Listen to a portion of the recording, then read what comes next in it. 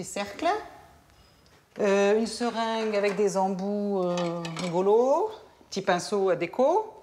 Sans oublier les poches à douille, les cassolettes ou les assiettes en ardoise.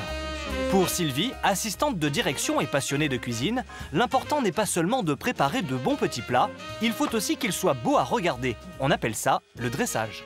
Une jolie assiette doit donner envie de manger. En fait, on a envie de manger avec les yeux avant de manger réellement. C'est pas très compliqué et ça fait plaisir.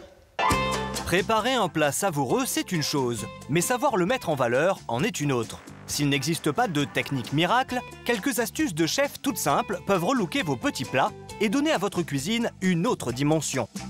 Jeu de volume, harmonie des formes ou assortiment de couleurs, découvrez les règles d'or à respecter pour préparer chez vous des assiettes dignes d'un grand restaurant. Coucou! Aujourd'hui, Sylvie a invité son ami Pascal pour lui faire découvrir les secrets du dressage.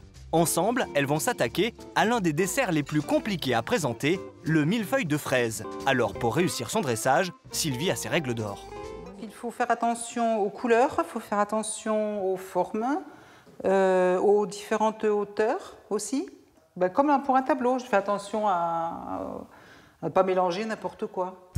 Pour ce dessert, les Toulousaines vont assembler tuiles sucrées, fraises et crème chantilly. Et pour que le millefeuille ne bouge pas dans l'assiette, Sylvie utilise une colle un peu particulière. Donc pour éviter ça, on prend de la chantilly, on fait une petite pointe de chantilly. Voilà. Et ensuite on pose le gâteau dessus. Voilà, là ça bouge plus. Une fois la base posée, la garnir de chantilly, puis déposer délicatement les fraises dessus. Pour le deuxième étage, Sylvie répète l'opération, mais pour donner un côté déstructuré au millefeuille, elle incline la tuile supérieure. Tu la places comme ça. À côté du millefeuille, Sylvie et Pascal vont dresser un compressé fraise kiwi rectangulaire pour contraster avec la forme ronde du millefeuille. Et pour que l'ensemble soit parfait, je verrai bien une virgule avec du coulis de kiwi. Donc là, je fais une petite tache. Écraser tout simplement avec une petite cuillère. Et pour réaliser des pastilles de gélatine, pas besoin de matériel sophistiqué. Sylvie utilise une astuce bien à elle, de simples bouchons de stylo transformés en emporte-pièces. Reste à saupoudrer les pistaches concassées sur l'ensemble et le tour est joué. Après une demi-heure de travail, le dessert de Sylvie et Pascal est digne d'un grand restaurant. Et on se dit qu'on est capable de faire des choses finalement qu'on pensait un peu inaccessibles et puis non. C'est tout simple. Oui, c'est pas très compliqué. Il faut un peu de matériel, ça c'est sûr, oui. Et du temps. Pour découvrir de nouvelles astuces de dressage, nous avons proposé à Sylvie d'être jurée d'une épreuve de cuisine au lycée professionnel Robert Bonnet de Toulouse. C'est ici que sont formés les grands chefs cuisiniers de demain. Bonjour. Bonjour. Avec Jean-Louis Berrier, professeur de cuisine, et Christophe Fazan, grand chef toulousain, Sylvie va juger le travail des lycéens en bac professionnel.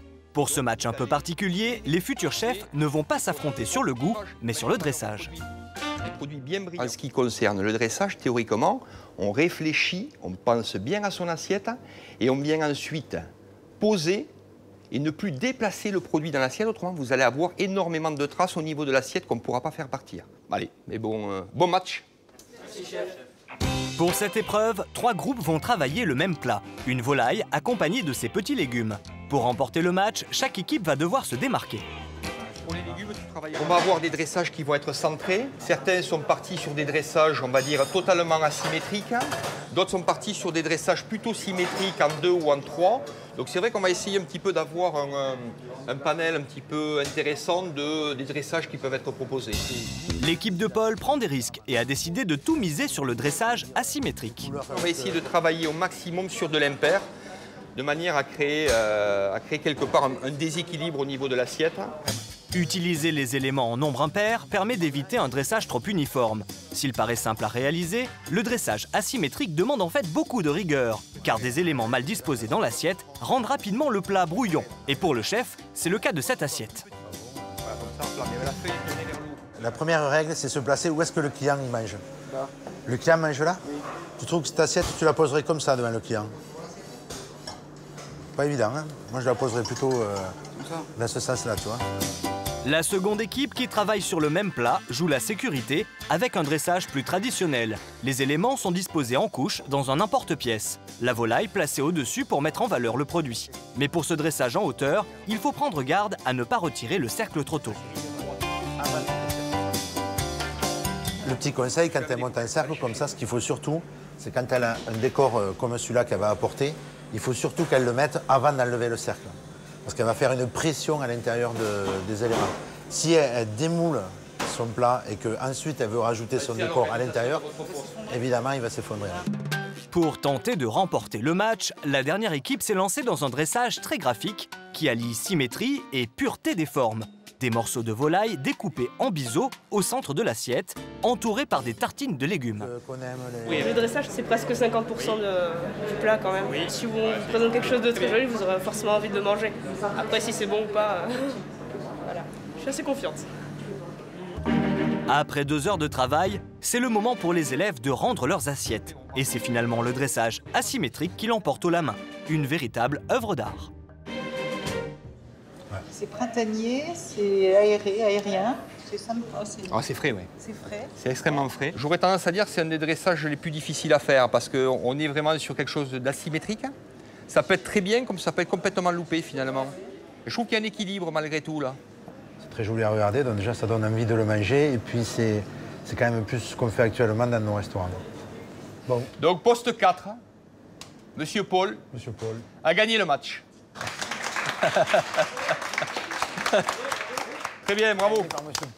Bravo Paul. Avec un soupçon d'imagination et quelques grammes de patience, l'art du dressage est à portée de main et il vous permettra de donner à votre cuisine une véritable touche gastronomique.